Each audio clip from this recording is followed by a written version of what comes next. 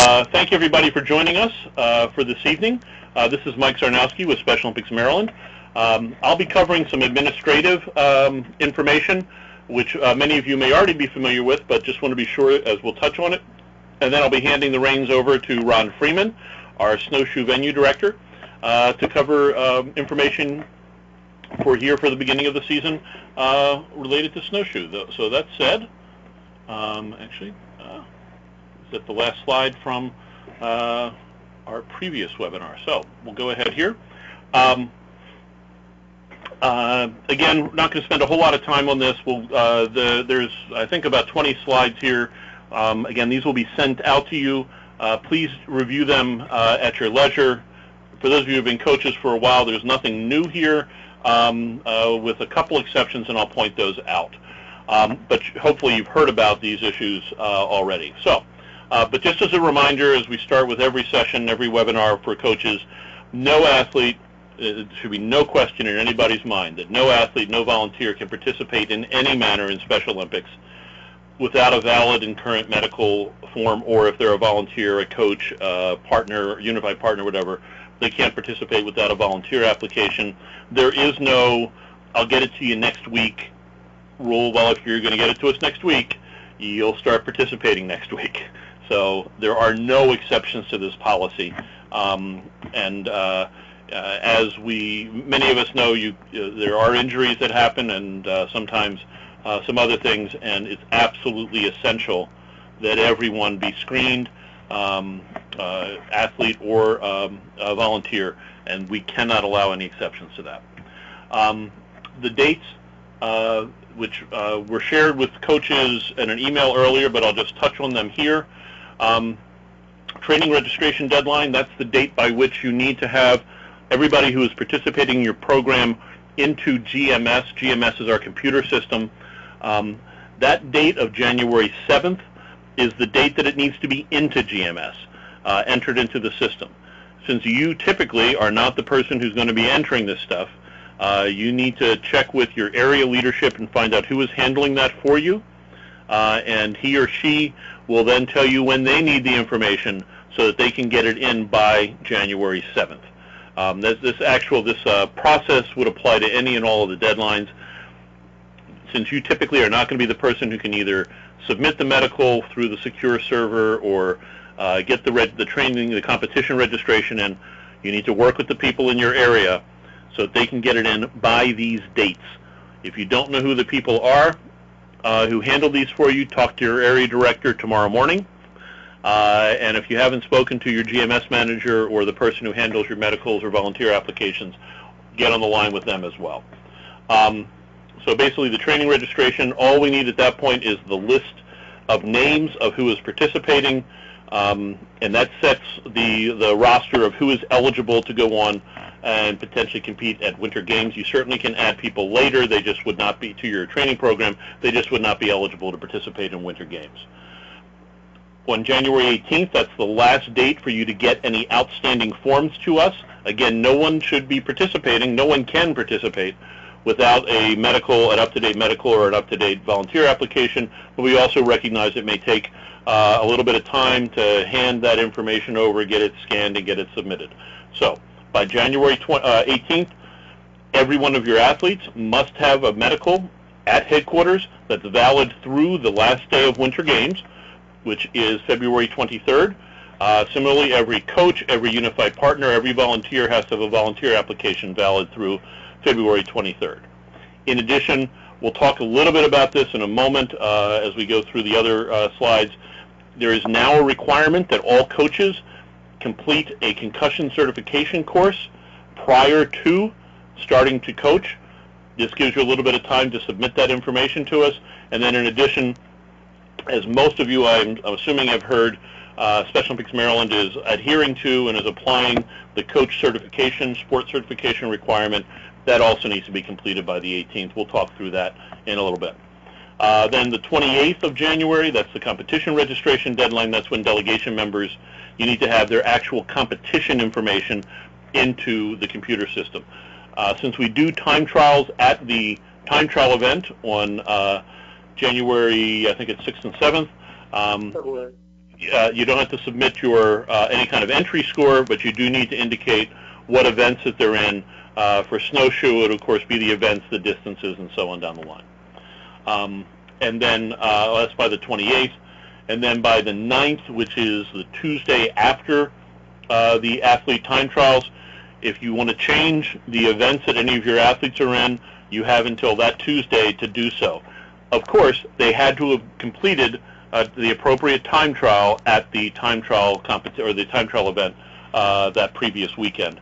But if you want to put them in a different event for which they have a time trial score, you can do so. Again, this slide, I'm not going to read it to you. It just reminds you, talk to your area leadership, talk to your area director, find out who your GMS manager is, so on down the line. For athletes, these next several slides talk through the medical form. Again, please read them. The key thing is the medical is 3 pages. The medical needs to be valid through the competition date for Winter Games, which is February 23rd, as was noted on the previous slide. So again, all 3 pages, the entire form needs to be completed, and then it's submitted through a secure server. This is not something you mail in or just email in. This is a secure server because there is some confidential information on this form. Similarly, for volunteers, there is a volunteer application that needs to go in. That also needs to be valid through Winter Games, and it's good for 3 years.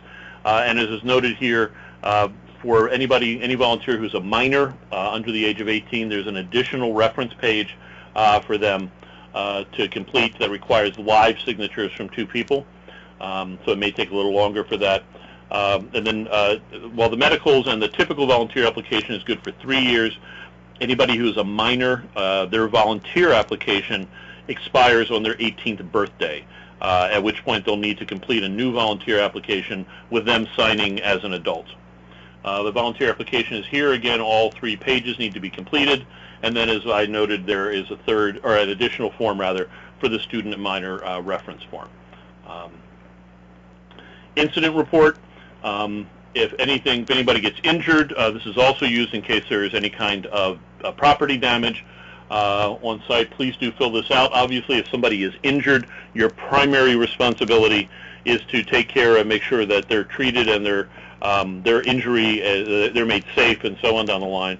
But as soon after that as possible, that same training session, get this form filled out. If you don't already do so, I strongly recommend that you place copies of this, blank copies, in your first aid kit, which I'm sure you all have with you at every training practice. So have that there so you have it available. As is noted at the bottom, you send it on to the Senior Director of Operations, but also, as is noted on the side there, send a copy to your area director. Concussion certification. This is new. We've talked about it throughout the course of the last year. So without necessarily a whole lot of detail, but effective January 1st, all of 2016, all coaches, head coaches, assistant coaches, all coaches must have completed concussion training, and there are specific concussion trainings that you need to take prior to starting coaching. Both of these courses are free. These are currently the only courses that are approved. One is the CDC course. It's about 30 minutes. You can do it online. The link is there. In addition, the CDC course, each area has been provided with that course on a CD-ROM in case they wish to do it, present it to a group, and they have instructions on how to do that. If they'd like to do it as a group, sort of as a session, you're basically watching the recording for that. We will include, again, you'll get these slides, these links are live, and we'll send reminders out of that, but every coach must complete this. This is a mandate from Special Olympics International. It's for the safety of all athletes. As everybody's aware, with concussions, that needs to be taken care of. And again, it's free. So in addition to the CDC, or Centers for Disease Control, NFHS, which is the National Federation of High School Sports, also has a concussion program that's about 45 minutes in length. The only difference really, well, the NFHS includes much of the CDC course. With the CDC course, you would need to create at the end of the session your own certificate. It's a simple process that you can download. and then you would need to forward that on, as is noted there, to coaches@somd.org. The NFHS, also free. They record or keep track of who's completed the courses or completed the training, and they'll provide us with documentation of that. Of course, that happens basically on a monthly basis, so you may still want to send on what they send back to you with the completed. Both are good for 3 years, and again, they are free, but it is a requirement for safety of everybody involved. Hey, Mike? Yes? It's Brian from St. Mary's. I had one of those when I was working with the high schools, and I believe I sent it to you. Can you check for me to see if that's still online or whether or not I'm going to have to redo it? I vaguely remember putting one in for you, but yeah, we record all that in GMS, so I will check on that. And again, at this point in time, as is noted there, these are the only two that we can recognize. We are certain there are... Mine was with the high school one. Okay. So that's what I'm saying. You guys, I sent it to you last year. That's why I just want to find out if that one is still valid or whether I'm going to need to redo these. Yeah, if you did it within the last year, then it's good for another 2 years on top of that. Yeah, I did it last year, and I said okay. Work. I'll look it up after the session. I'm not sure I can do it while we're recording or going through this, but I definitely will do that for you. That's fine. You can just email me. Yep. Okay. Then head coach certification. We've been talking about this for over a year. For those of you who maybe are not familiar with it, because this is the only sport. This is the winter game sports. Alpine skiing and snowshoeing are the kind of the final sports to get in on this process. Special Olympics International has had a requirement of all coaches becoming certified in their sport. That's been around for at least 25, maybe even 30 years. It was around when I was on staff my last time, and that ended in the early 90s.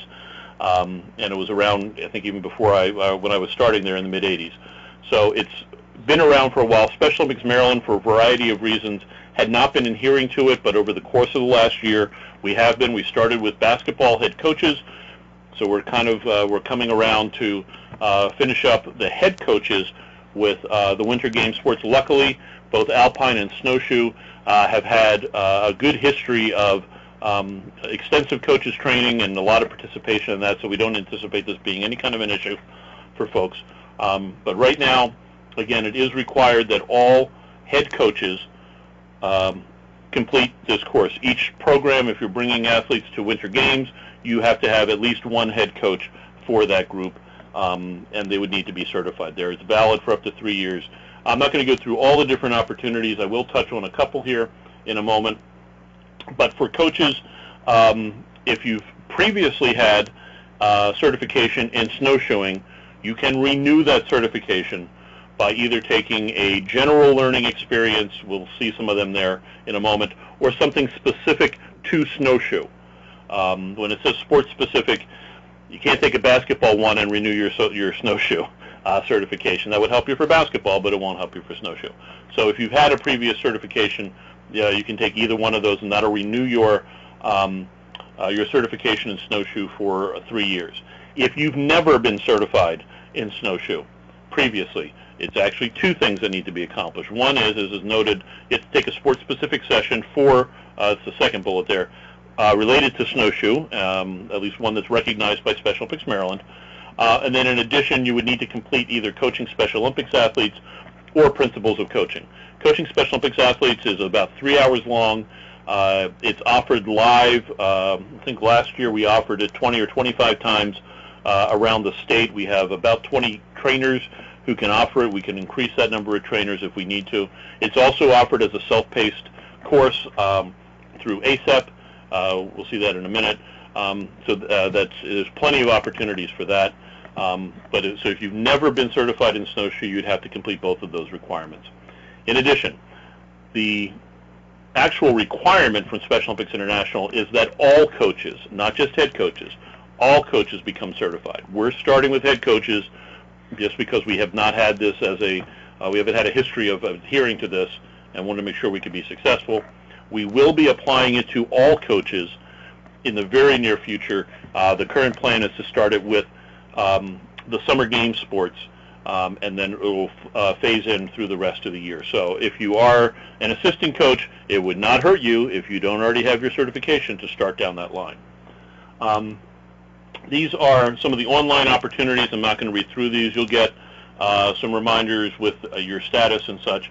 But you'll notice down here that there is Coaching Special Olympics Athletes is available here as an online course. In addition, Special Olympics Maryland will subsidize the cost of participating in these courses up to $20. And for any courses that are higher than that, several areas, not all, but several areas will pay the balance as well. These are just some examples of an approved learning experience where one of the nice things with this whole process, as we've been applying it, is there's a lot of additional opportunities. It's not just go to the same class that you went to 3 years ago. We're expanding and lots of different opportunities for learning this. These are just some of them that are listed here for for sports-specific content, and then here's some different opportunities. This is more for renewal for the general courses. Again, if you're a brand new coach in that sport, your choice is Coaching Special Olympics Athletes or Principles of Coaching. But if you're renewing, any of the items that are here would also serve that purpose. As you can see, in many cases, depending upon what your profession is, and I'll use Brian as an example as a law enforcement officer, you probably have gone through some first aid courses and such, which would serve. You just have to tell us what it is and the source of it, and that can likely serve to renew your certification for your coaching as well. I'm actually a first aid and CPR instructor. Then we can talk offline, but effectively every time you offer that course, you renew your certification. Please don't send us in your update every time you teach, though. You get a little bit heavy. So that's all I wanted to cover before handing it off to Ron. Just here are, I think this may be on Ron's final slide too, these are your, if you have any questions related to winter games, winter sports, whatever, your regional sport directors are the person to go to. Nick Anderson, and these have not changed, they're the same folks as last year for those of you who are returning. Nick Anderson handles Southern Maryland and the Eastern Shore. Melissa Anger handles what we call Central Maryland and Western Maryland. The counties are listed there for you, and then Sam Hodap has the Baltimore area. So that said, Ron, I have you as offline. Are you still there? I am still here. Periodically, as you're going through your slides, Mike, my GoToWebinar server has been lost, and 5, 10, 20 seconds later, it's been reconnected. Now, probably is now showing reconnected. So, yeah, it's issue offline. Tell you what, how about since you sent me the slide deck, this was part of the reason. I'm going to go on mute, and can you see? I can. Okay. Well, I mean, can you see the screen? I should say. Or actually, now you're back. You want to? Let me try handing it off to you and see if that goes. And if there's a problem, I'll jump back in and take the reins. Okay. Yeah, I am now getting a message saying my connection's been reestablished. Okay. You should have something that says you are being made the presenter. On my screen. And just show your screen. There you go. Hold on. That looks good. I'm going to go ahead and mute my phone. If any, I'm still here though. If any problems arise with your connection, let me know and I'll jump right in. Okay, very good. We should, the rest of the slide presentation probably will last 20, 25 minutes. Like, Mike has gone through all the administrative things. There are a couple things that I probably have left in my slide deck, so we'll either gloss over them or skip them entirely that Mike has already gone over. But I tried to eliminate all the redundancy. So key points for 2016. Here are the dates for athlete on snow training. The time trials are Sunday, February the 7th. We'll go the same as we have in the past, approximately 10 to about 2 in the afternoon. All athletes and partners need to participate in the time trials in order to compete in the Winter Games 2 weeks after. As far as I know, there are no exceptions to that. We need to get all our athletes there on Sunday. On Saturday, the day before, we will be out there with plenty of practice opportunities. We'll set up some relay exchange zones. We'll set up some lanes so that you folks, coaches and your athletes can have as much time as you need on Saturday to practice it. Mike, I just showed that my connection has been lost again, so I'm not sure if anybody's seeing my screen. Okay, Ron, just give me a moment. I'll take back I still see a screen here on what I see is key points for 2016. Yeah, but if I hit, as I just switched to the next screen, is anybody seeing that? I'm back showing my screen, so. Yeah. Okay, I'm on the. So you were at the key points for 2016, right? Yeah. Okay, we're back there. I'm going to mute again, and you just tell me when you want me to advance. Okay. So winter games, Monday and Tuesday, February 22nd and 23rd. As far as we've been meeting as a management team probably since September. Opening ceremonies will be about the same time as they were the last several years, which is around 11 o'clock, followed by competition in the afternoon. On Tuesday, we'll be competing in the morning and probably wrap up somewhere around 11:30, 12 o'clock, maybe stretching a little bit longer, depending on the number of athletes. There will be, similar to years past, we will have one relay, the 4x200 on Monday afternoon, and we will finish up with the other relays on Tuesday. There are essentially no rule changes from the 2014 rules. I looked them up earlier today. Mike, if you can move forward.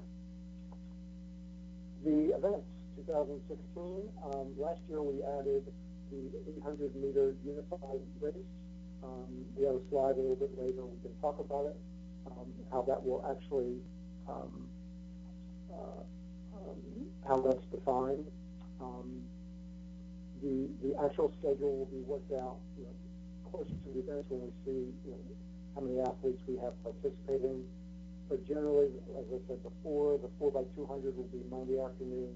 The 4x1 unified, 4x4 unified, and the other, the traditional 4x1 and 4x4 will also be on Tuesday. We haven't had, we still show listed a 5K race. We haven't had any athletes do 5K since I think I've been doing Snowshoe, which is 6 or 7 years. And last year, I don't believe we even had a 1,600-meter athlete. But they are offered. If you have strong endurance athletes, we will set up the course and we will run those events. Okay, Mike? Yeah. Okay, athletes, Snowshoe athletes may compete in up to 3 individual events plus 2 relays, but those 2 relays must be on one of them must be the 4x2 on Monday, and one of the other relays on Tuesday. Athletes in 25-meter race may also enter the 50-meter race.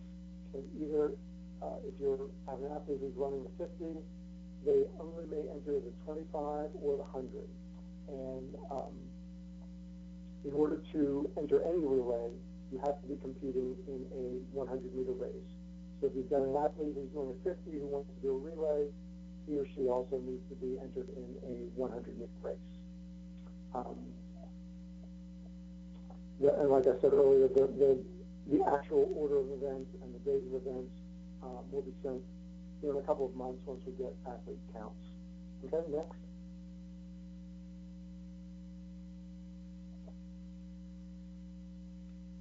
Next.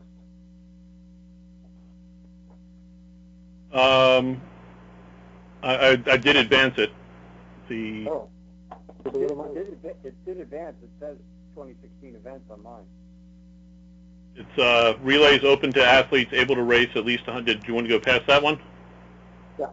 Sorry about that. There you go.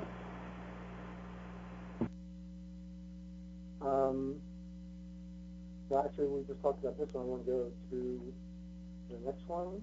Okay, looks like you're offline now. The slide that's up now is the equipment slide. I'm going to bring up, I'm going to talk about, I'm going to run from what I have on my desktop, and that way, and I'll just talk about, and we'll just move, and I'll work from that, and you work from, and folks will be able to see what they're saying. Okay, equipment. These are right out of the Special Olympics .org rules for Snowshoe. We did talk, there was an athlete, and I don't remember what county, we have a young athlete whose shoe size is considerably smaller than the 7x20. I don't remember who that was. So if you have an athlete who is just starting Snowshoe or is young and needs to have a smaller shoe size, come see me at time trials, and we'll get that entered. We are certainly open to getting new and additional athletes to participate in Snowshoe. So if there's an issue with that, please come see me at the time trials. Okay. Poles, we have several athletes who use poles. They're optional, no problem with that. Okay, next slide. Okay, where it starts. Starts.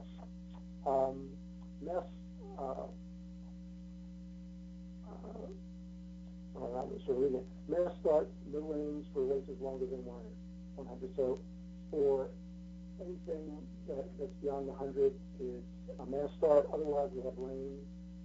Last year we had them for 25, 50, and 100. We'll continue to do that.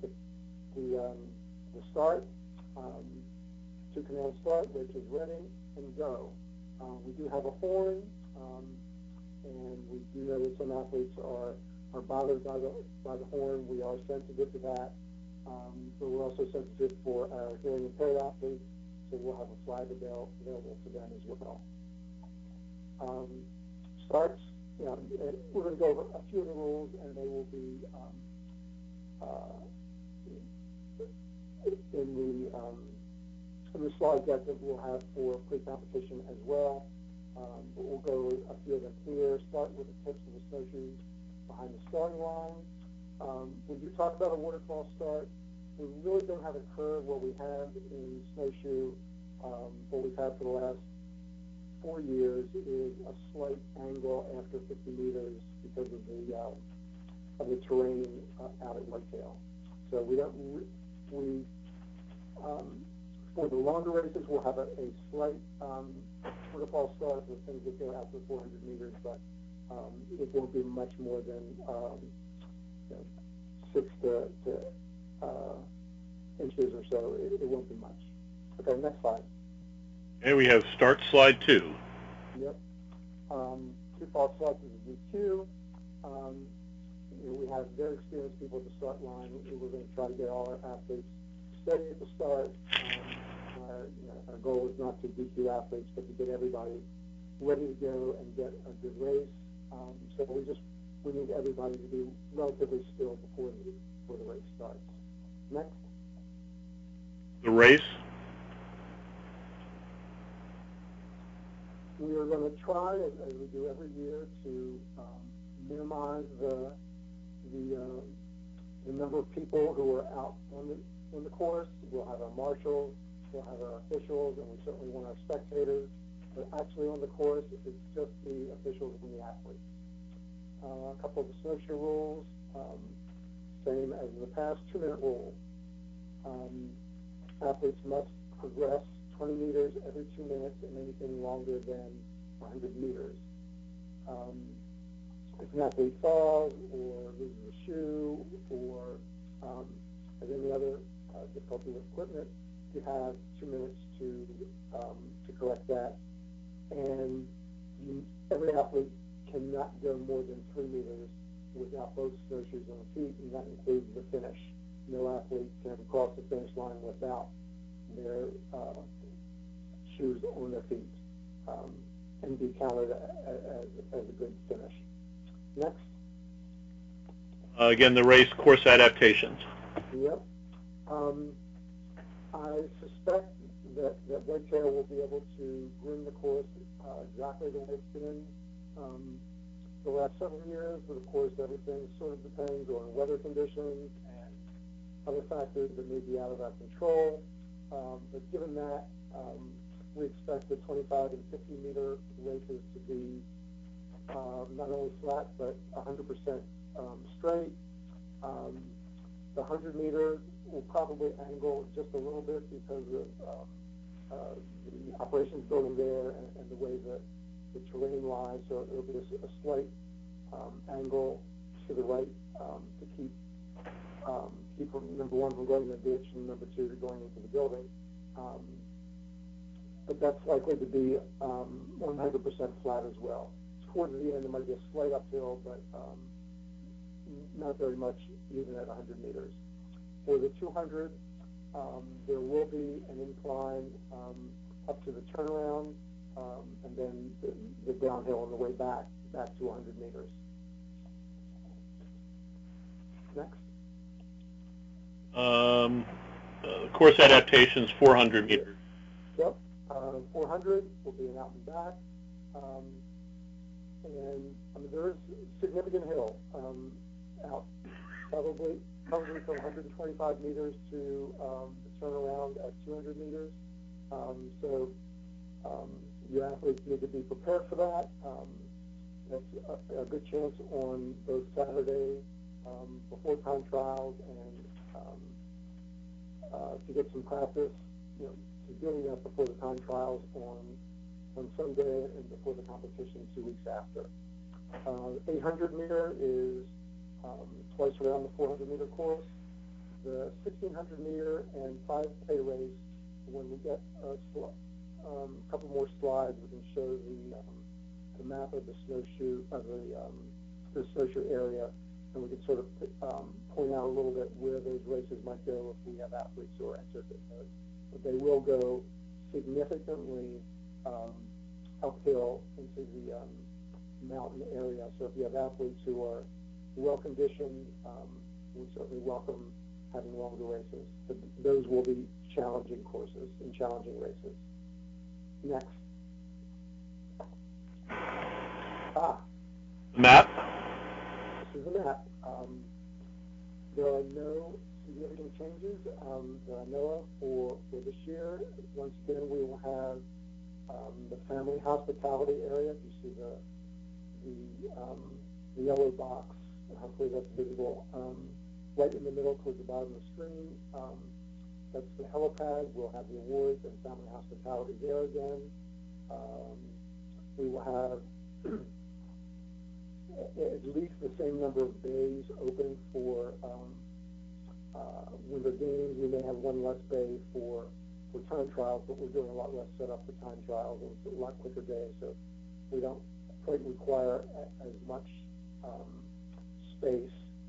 If we can get it for time trials, we'll get it then too, but certainly for winter games, and I think it worked out pretty well last year having that extra bay. We anticipate the start and finishes to be similar to years in the past. You can see with the red vertical lines where those are likely to be. Right where the turnaround is for the 400 and the 800 towards the left, if you go up under that blue banner that indicates the 2016 Winter Games, that's where the 1600 and the 5K race or course would be if you have athletes. And it's significant. It was difficult. I guess 2 or 3 years ago we had one athlete who did the 1500 or 1600. I forget what it was. And it was difficult marking the course for me just walking up that. So it's a challenge. Okay, next. Finish. Okay, finish line, similar to track and field. The snowshoer, the athlete has finished the race when their torso crosses the finish line, not when the tip of their shoes cross the finish line, and certainly not when the tip of their shoes crosses the finish line if those shoes are in their hands. Those shoes need to be on their feet, but it's when the torso crosses the finish line. Next.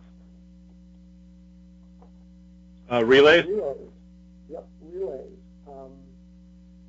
Rules are similar to track and field. Actually it's the same batons we use for track and field. There are the dimensions.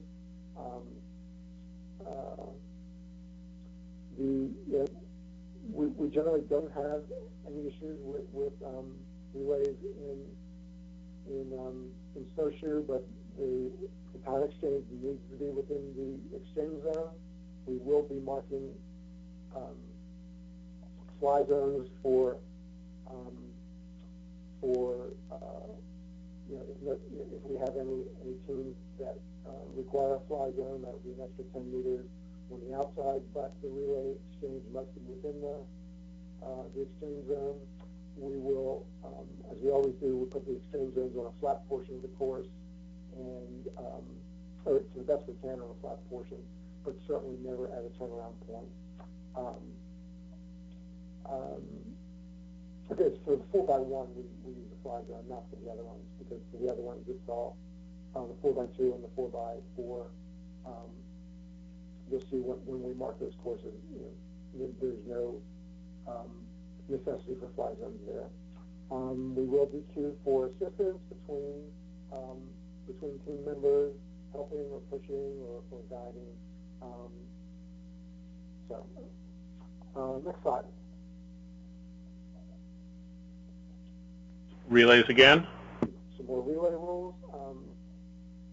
Exchange zone 20 meters in length. What we do this, this is the bottom bullet, how officials will position athletes at both the time trials and winter games, and we will, we had a little bit of an issue with track and field this past summer, and we will go over with our officials again this year before we even start. We will place your athlete in the center of the exchange zone and tell them where the lines are at the front and tell them where the lines are in the back. And if you want to coach your athlete, depending on either the athlete before or after, to be either at the front or the back of the exchange zone, that's up to you. But our officials, our management team will place your athlete in the center, and it'll be up to the athlete the way he's coached, or whether he feels comfortable to either stay there or move to the back or the front. The exchange rules will be the same. The baton needs to be exchanged within the exchange needs to be exchanged within the exchange zone. Okay. Next slide. And relays yet again. More relays. For competitors, there's no doubling up for athletes. No one can run 2 legs of a relay. The 1/4 of the distance, obviously, that's going to vary a little bit based on where different athletes start in the exchange zone. But in reality, everybody needs to complete 1 leg of the relay. For unified relay teams, 2 partners, 2 special athletes, and you can race to those unified relays. Line up the participants in any order that you like. Next slide. Relays again. More relays. We will go over this again, not only at the weekend of time trials and the practice day before, but if you come out for coaches training on January, I think it's January 9th, Mike, I'm not sure. The training is January 9th, yes. Yeah. We will go over how the relays run. It is a little bit confusing because we do some down and back and we do some turnaround, but we do it so that the races start and finish on a straight section of the course, and we don't have exchange zones at a turn. So it's a little bit confusing, but we will explain it to everybody's understanding, so everybody gets it, to all your athletes there, so you know what we're doing, and everybody on the course will be reminding their athletes as they set them up in exchange zones, where it is that they're going to be running to. Okay, next slide. Miscellaneous. Miscellaneous. I don't think we had any protests last year, but regardless, only the head coach may file a protest. If you're filing a protest, make sure it gets to me. You know, physically need to hand it to me, but there will be, a lot of our management team will be there, and will be uniquely identified through some manner. I'm not sure if it'll be a colored bib or some other designation, but if you're handing in a protest, make sure you identify that it is a protest and that it needs to go to me. Everything else we talked about earlier, of course, layout will be no race finishes on a curve. The last two bullets, this is usually not a problem with the coaches. It's sometimes a problem with parents or friends of coaching your athletes. During the race, encouragement is great. Coaching, not so great. So we're going to ask you to remind all the folks in your the parents and friends who are watching the race. No coaching from the sidelines, but certainly we encourage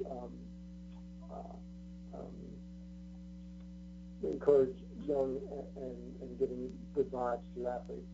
And we especially ask that no one pace your athletes. We usually have one or two on the Saturday or Sunday time trials, and we'll stop that there. It's just a reminder, you cannot pace your athletes either here at Snowshoe. It's the same rule as we have at track and field. Next slide. These rules, I'm not going to go over these specifically. You'll all get the slide deck. We generally don't have a problem with this, but with depending on the weather, depending on flapping coats, and any number of other issues that may go on, we will certainly be watching for issues, with athletes and all the races that involve lanes and any other items that may push the rules beyond what's listed here. But we've not had an issue with Snowshoe recently. We just want to remind you all what the rules are for having a good competition. These are the DQ rules. Okay, next slide. On snow? On snow training, January 9th, we're going to have on snow training, and I'm not sure how much of this is communicated yet, Mike, about areas may bring one or two athletes to the on-snow training. Last year's on-snow training, I'll take a little bit of blame for that. It was not as robust as we're hoping to have this year.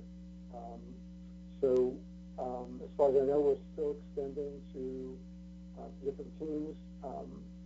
If you would like to bring an athlete or two to help demo some of the techniques we're going to be going over, we have talked to Whitetail. Part of the issue in the last two winter games is we really didn't make a request of Whitetail to groom that area for a little bit of on snow kind of training. And we had some pretty rough and slushy terrain the last couple of years, but they are going to accommodate our needs. This year we won't have a full course, but we will have hopefully some flat areas, some areas that have some uphill, so we can practice some techniques. And as long as a different decision hasn't been made already, we are inviting areas to bring one or two athletes to help demo those things. Am I still correct in saying that, Mike? Yes. Okay. So coordinate that with, I'm not sure who to coordinate that. Is that with me or with Mike or with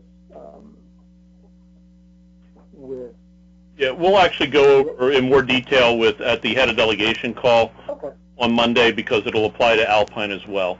But yeah, there'll be an opportunity to look at folks who you want to bring. This is an excellent opportunity also for those of you who don't get to get your athletes on snow very often to do so. Okay, we're close to the end here, because I know everybody wants to get to the debate. Athlete training and time trials, Saturday, February 6th and 7th. Time trials on the 7th. We will be out there with a skeleton crew on Saturday to help line some things and to be available to answer any questions and to do some starts and stops and coordinate as best we can on Saturday to help you get a good day of practice. On Sunday, we're probably going to start the races, the time trials around 10. We will probably be setting up and marking the courses somewhere starting around 8 or 8:30. You're certainly invited to practice during that time, but as long as we have the ability to line the course and mark the course appropriately. So we may need to squirrel that away just a little bit on Sunday morning, but you'll have all day Saturday to practice. You'll be there at probably as early as 9 o'clock or so, and be there as late as you guys want to practice. Okay, next slide. Schedule? The schedule is tentative. This is what we've done in prior years. We anticipate that we'll adhere to this schedule as well. Just to point out again that we don't run every race. As you can see, for the 400, 800, and any of the longer events, there's one time trial event, and that's the 400 meters. After that, for the 25 and 50 meter time trials, we will run one event which will qualify athletes for whichever they're entered in, and that's the 50 meter. And our shows are 1 o'clock. Everything is sort of flexible based on numbers, but for the 100, 200, and 4x100, the one event that we will be running is the 100 meters. So we will only be running 3 events, 3 distances on the time trials, and those events will qualify your athletes for all the rest of the events. Should also point out that if folks want to stick around on their own after the time trials on Sunday, they can certainly use that course afterward. Oh, absolutely. You can get some additional training in. Yeah, absolutely. We will. If you've been to Snowshoe in the past, and it's certainly a less decorative venue than it will be for winter games. So there'll be, we won't be in your way, and the course will be open for as much practice as you need after the race is over. We'll probably just be getting turns out of your way, and you can have as much time as you like. Okay, next slide. Key dates? Key dates. We've gone over all of these earlier. The coaches webinar is February the 9th. 8 o'clock. I'm not sure what day of the week February 9th is, but I should be able to figure it out. Must be on a Tuesday. Okay, next slide. And we covered slide that I believe you had in your slide deck as well. So this one's from the Department of Redundancy Department. Next slide. As is this one. Registration process. Mike has already gone over all of these. And you can see the, I'm sorry, Mike, if you can advance to the resources slide. There we go. In www.specialolympics.org, if you look under Snowshoe there, and we did this last year at classroom training, since I'm not sure if the communication has gone out quite yet. We're not doing classroom training for Snowshoe this year, but we're going to go over and sort of practice a number of the items that there are videos for in the Special Olympics org training guide for Snowshoe. So if you're able to come out to coaches training, we will be doing some of those exercises. If you're not, if you go into that website, you'll be able to see some of the things that might be helpful in your training of your athletes. One note, by the way, the guide that Special Olympics produces that has the embedded videos and such, that's now available as an app. I think both for Apple and Android phones and tablets as well. So I have to find the exact links for that, but those are all available. Actually, it's an app that downloads all of the guides to your phone or to your tablet. Okay, great. And the next and last slide. Questions? On my deck, it just shows 4 question marks. So obviously, I can take up to, but no more than 4 questions if anyone has some. Hey, Ron, it's Brian from St. Mary's. Yes, sir. We talked last year towards the end of Winter Games about the possibilities of coaches or head coaches being able to become unified partners because the lack thereof for the ones that want to do relays. Has anything ever become of that? Brian, that's something. Actually, the answer would be no. That's something. No, nothing's become of that. That's something that the sports committee overall. There's a sports committee that's part of the board of directors, or reports to the board of directors. I will make sure that they have another meeting on that coming up in the very near future. I will make sure that that's an agenda item. Okay, because you know, myself as a head coach, we were scrambling last year to find one last unified partner because I just took over the head coaching position and therefore couldn't be the unified partner that I was planning on being. And that was something that we discussed towards the end of Winter Games. Yeah, it has implications for other sports, and we need to be sort of equitable. So they were doing it with golf already. Right. It's something I have to talk to that committee to make that ruling. So, but I will get an answer for you no later than January 1 when you have time to address it with your group. Okay. I have a question. I assume that the January 9th coaches on snow training counts towards coach certification. Is that correct? Yes, it does. And will you be sending a list out of those that are certified or the dates and so on so we know whether we need it or not? Yep. Okay. Thank you.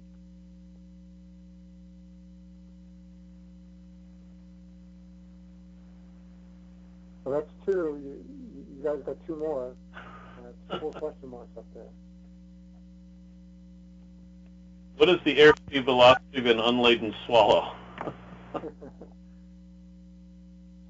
So if there are no more questions, I want to thank you guys for taking an hour out of your time this evening, and looking forward to seeing many of you at Coaches on Snow. And I do promise, I can't promise about conditions, but I do promise we'll do a better job of making it a more interactive Coaches on Snow than it was last year. Great. Thank you to everybody. As Ron alluded to, you can now get a beverage and sit back and enjoy the debates. So have a great night. Thank you, and we'll see you in the near future. Mike, you're setting up.